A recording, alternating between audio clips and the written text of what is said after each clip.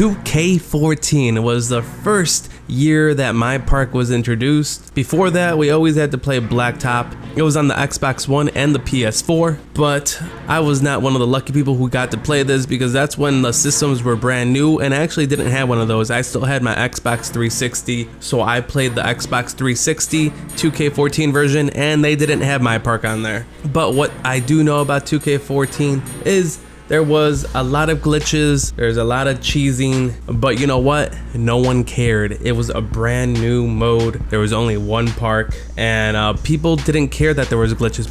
People were just excited that you can roam around in a park, hop on a got next spot, and ball out, you know? And they also had a rep system in 2K14. They had the Rookie, Pro, All-Star, Superstar, Hall of Fame reps. But yeah, a lot of people were just playing it for fun. It wasn't competitive yet, and people didn't care that there was a bunch of bugs, glitches, and all of that.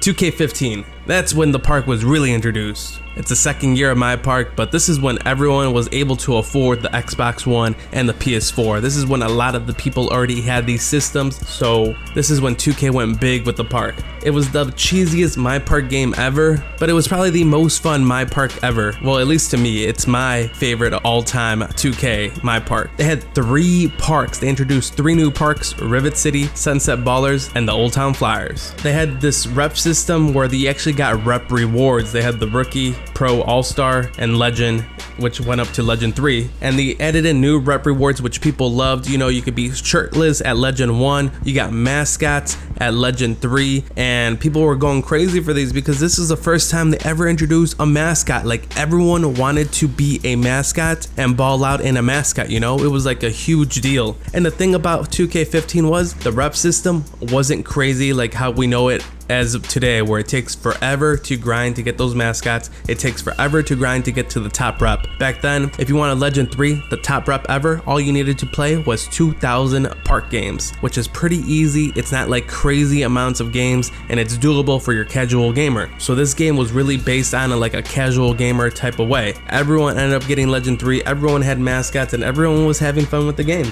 The game had an arcade-like feel. Like, the dunks were insane. They had crazy dunk animations that you don't see much of anymore. The defense was non-existent, but the dribbling was super cheesy, and it was really easy to dribble. They had like 3, I forgot all these numbers. I used to play the game hardcore back then, but it was pretty much where you just bounce left and right, so you can just hop over to the right, hop over to the left, and shoot, and that's what everyone just spammed the same dribble move and made easy 3-pointers all day long. And 2K15 also was the game where they introduced the demigod. If you don't know what the demigod is, it was a player that was maxed out on everything. So this player can do everything. You can be 7 foot. You can be the tallest player in the game with the heaviest weight, the biggest size of whatever, and just be able to do it all. It was insane.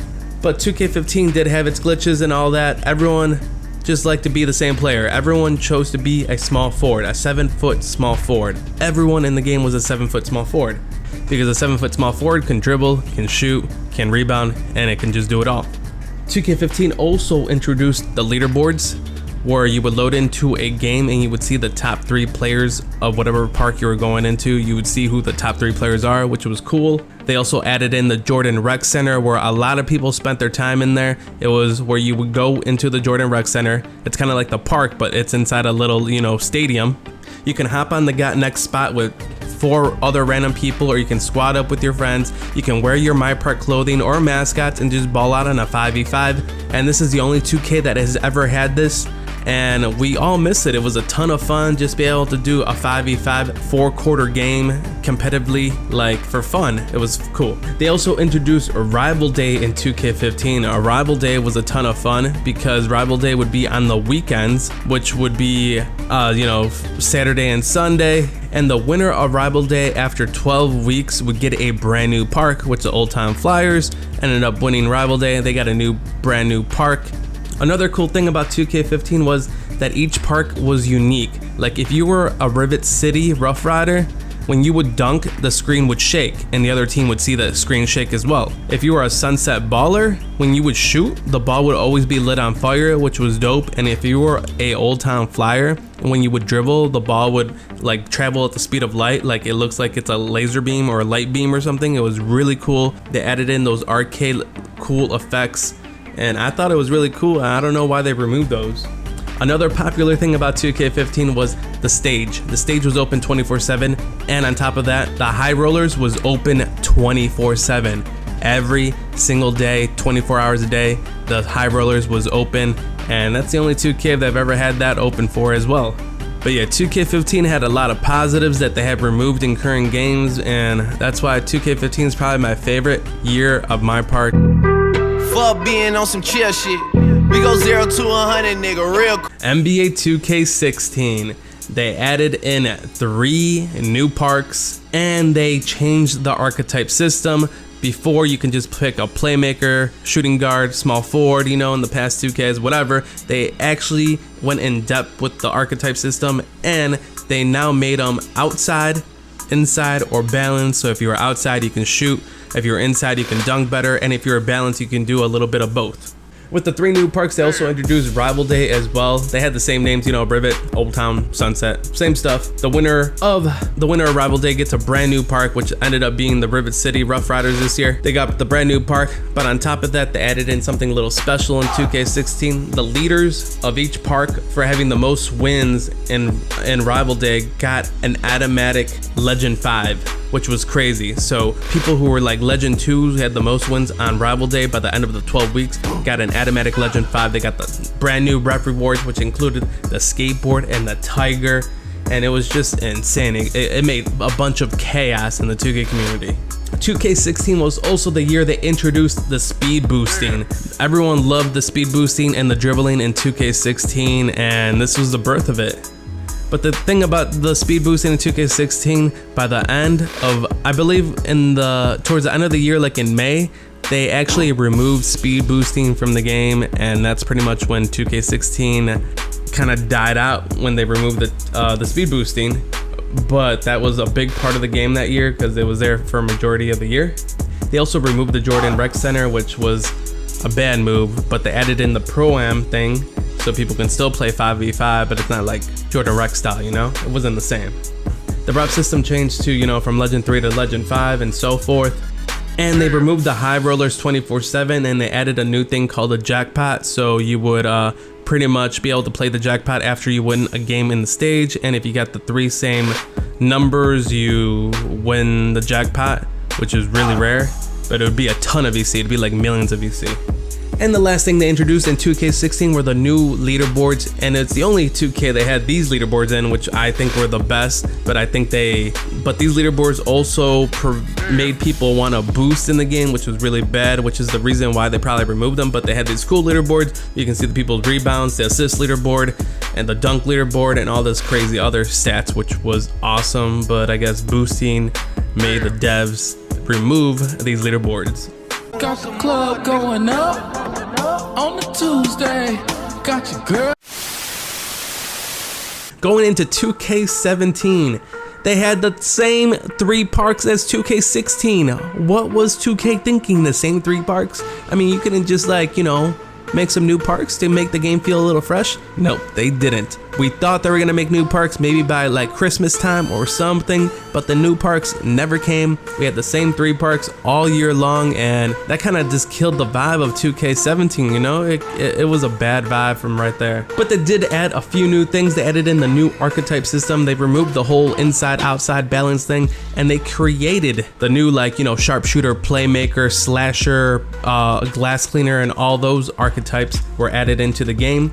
They also introduced the Hall of Fame badges and the Grand badges, which were both OP. And after they removed speed boosting from 2K16, they reintroduced speed boosting in 2K17, which is, I don't know why they removed it towards the end of the 2K16 just to put it back into 2K17. They also added in new rep rewards like the jetpack, which was actually really cool. It was awesome. And they added in Immortalized, which was a huge L. I mean, when you reached Legend in 2K17, it was really disappointing. All you would get is a ball, and then we would have to wait until 2K18 2K18 to get our name on the wall, which was a huge L. They introduced new park events like Park After Dark, which was a big flop. It was horrible. People couldn't even play a game. It was extremely laggy, and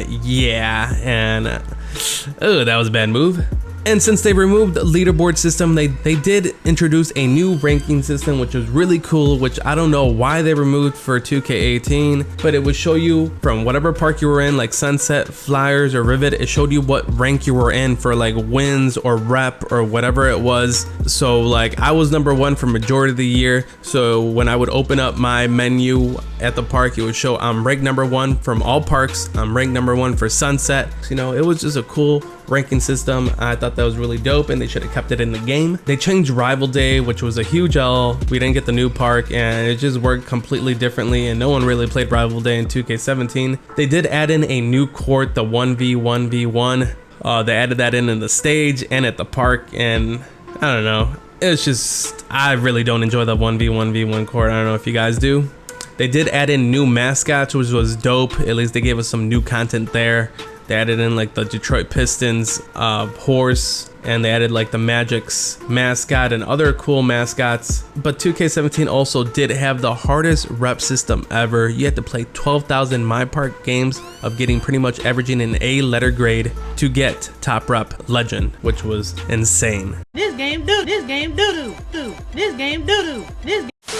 Now 2K18, they added in the neighborhood. When we all first saw the neighborhood, we thought it was a W. We thought that was sick. Like, we were hyped. I was hyped. I was like, damn, this game's about to be the best 2K in history. Then we finally got our hands on the game, and the neighborhood ended up being a huge L. We only had one park. There were so many microtransactions. You go to the barbershop, you gotta spend VC to get a haircut. And then on top of that, you walk around the neighborhood, you go to stores, you buy clothes, and then if you want to put it on, you need to get your butt back over to your apartment or your MyCourt. You got to go into your apartment, walk into your closet, go through all these loading screens just to change your outfit. You couldn't just go to the park in the neighborhood and change your clothes wherever you wanted to. You actually had to go through a bunch of loading screens to change your clothing, and that already right there was a huge L. On top of that, with the one park, the game got pretty stale. And then they added in a new rep system, which was called the Road to 99 overall,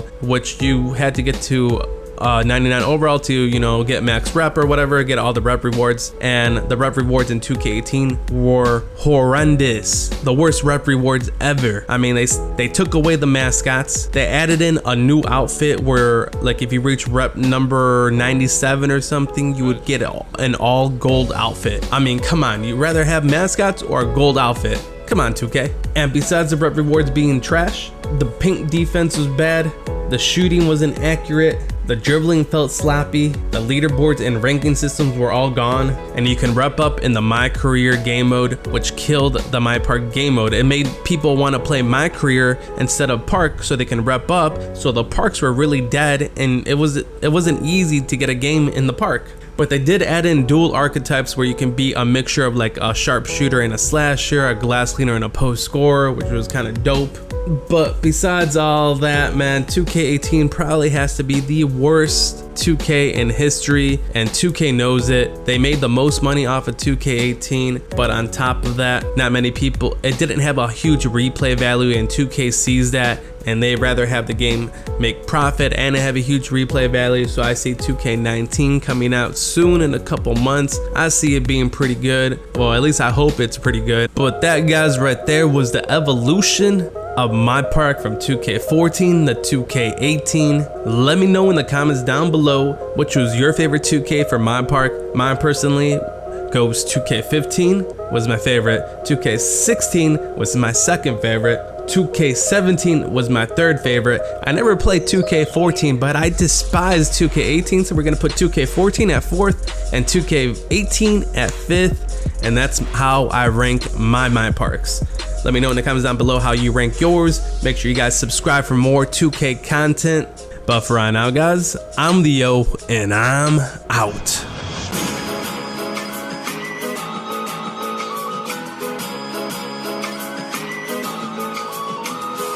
Shotgun.